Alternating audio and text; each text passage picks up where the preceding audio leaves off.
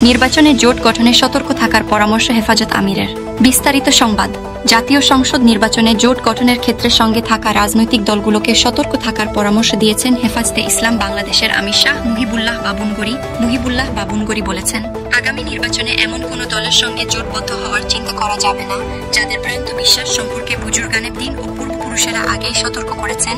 আজ বৃহস্পতিবার সকালে রাজধানীর ইঞ্জিনিয়ার্স ইনস্টিটিউশন মিলনায়তনে জাতীয় উলামা মাশায়েখ সম্মেলন 2025 এ লিখিত বক্তব্যে হেফাজতে ইসলাম বাংলাদেশের আমির শাহ মুহিবুল্লাহ বাবুনগরী একথা বলেন। জমিয়তে উলামায়ে ইসলাম বাংলাদেশের উদ্যোগে এই সম্মেলন অনুষ্ঠিত হয়। সম্মেলনে প্রধান অতিথি ছিলেন হেফাজত আমির শাহ মুহিবুল্লাহ বাবুনগরী। অনুষ্ঠানে উপস্থিত থাকলেও অসুস্থ থাকায় তিনি কথা বলেননি। তার লিখিত বক্তব্য পাঠ করেন জমিয়তে উলামায়ে ইসলামের যুগ্ম মহাসচিব মাওলানা তোফাজ্জল হক আজিজ। ইসলামের মূলধারা ক্ষতিগ্রস্ত হয় এমন কোন সিদ্ধান্ত না নিতে দলগুলোকে অনুরোধ জানিয়ে লিখিত বক্তব্যে হেফাজত আমির বলেন, সহিহ আকিদার সব ইসলামী দলকে এক হওয়ার জন্য আগেও তিনি আহ্বান জানিয়েছিলেন, কিন্তু তার আহ্বানে সাড়া দেওয়ার মতো তেমন পরিবেশ এখনো তৈরি হয়নি, যা অত্যন্ত দুর্ভাগ্যজনক।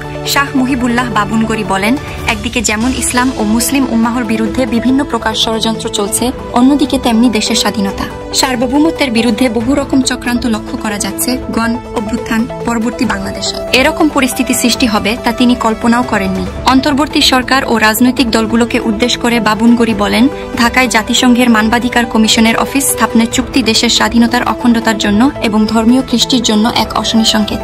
এই চুক্তির তীব্র নিন্দা জানিয়ে তা বাতিল করার দাবিও জানান তিনি। সম্মেলনে বিশেষ অতিথি হিসেবে উপস্থিত ছিলেন হাটহাজারী মাদ্রাসার প্রিন্সিপাল মাওলানা খলিল আহমদ কুরাইশি।